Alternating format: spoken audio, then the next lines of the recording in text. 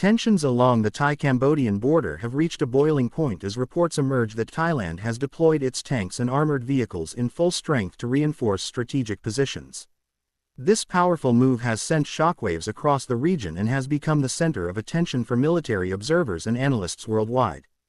Thailand's decision to mobilize such an extensive force is not just a demonstration of military readiness, but also a signal to its neighbors and the international community that the country is determined to defend its sovereignty at all costs.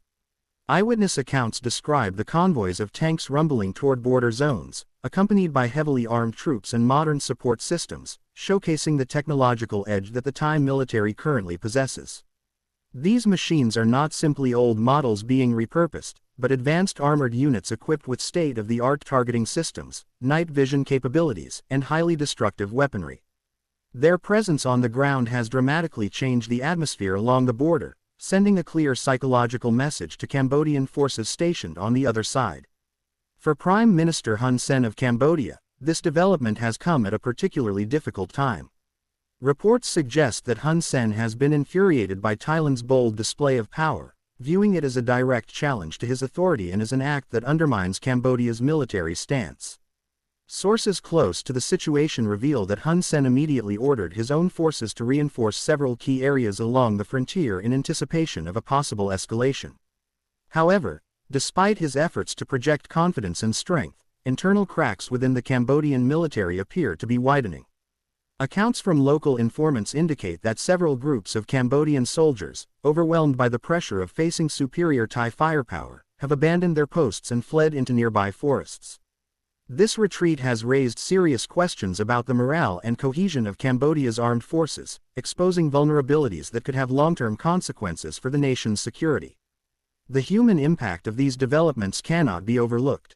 Residents living along the border have been thrown into a state of fear and uncertainty, with many families preparing emergency evacuation plans in case hostilities break out.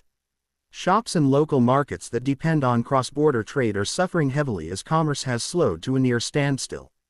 Prices of basic goods have surged as transportation becomes riskier and demand for supplies spikes amid growing insecurity. The ripple effect of this confrontation is therefore not only military but also social and economic, affecting the daily lives of ordinary citizens on both sides. At the international level, the situation has sparked urgent calls for restraint. Several neighboring nations and global organizations have already issued statements encouraging both Thailand and Cambodia to resolve their disputes through diplomacy rather than force. Observers fear that if tensions are allowed to spiral unchecked, the conflict could escalate into a significant armed clash, bringing devastating consequences to both countries and destabilizing the broader Southeast Asian region.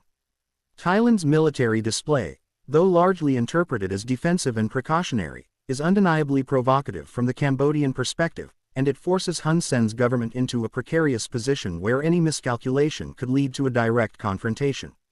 For Thailand, however, this mobilization is also a statement of progress.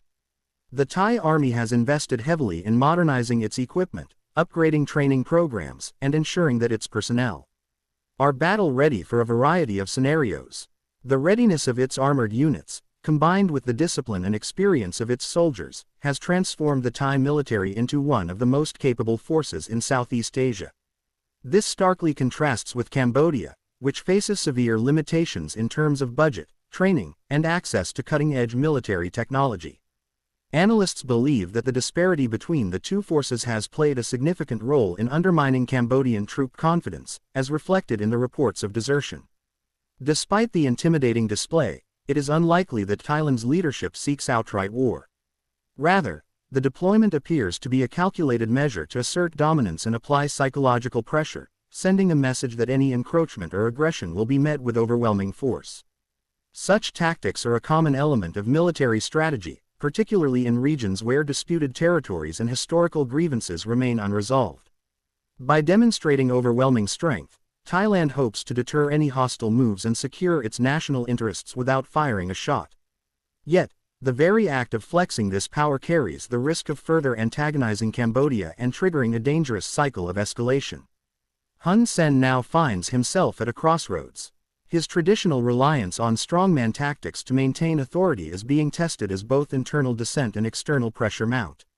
The desertion of his soldiers has weakened his image and exposed fractures in his command structure. If he continues to escalate militarily, he risks plunging Cambodia into a conflict it is ill-prepared to handle.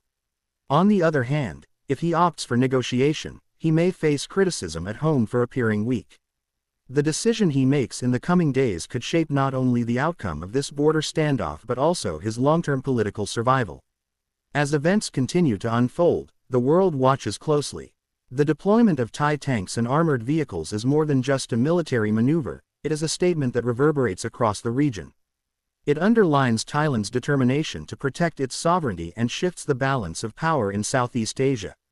For Cambodia, it is a moment of reckoning, forcing the government and military to confront uncomfortable realities about their capabilities and resolve. For the people living in the shadow of this confrontation, it is a time of anxiety and hope, anxiety about what may come next, and hope that diplomacy will prevail before the sound of engines and gunfire gives way to the tragedy of war.